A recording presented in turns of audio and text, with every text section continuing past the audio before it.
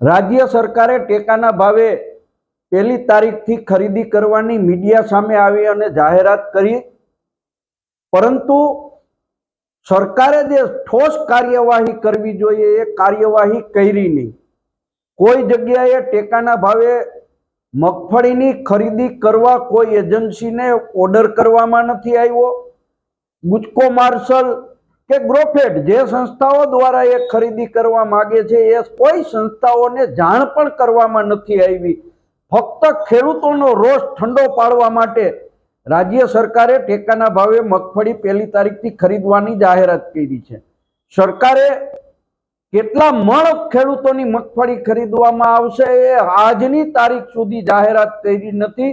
ક્યાંક ને ક્યાંક આ સરકારની ખેડૂત વિરોધી નીતિ હોય એવું બહુ સ્પષ્ટપણે લાગી રહ્યું છે અને રાજ્ય સરકાર આજની તારીખમાં પણ આ અંગે કોઈ સ્પષ્ટતા કરતી નથી। ખેડૂતો અવઢવની સ્થિતિમાં છે।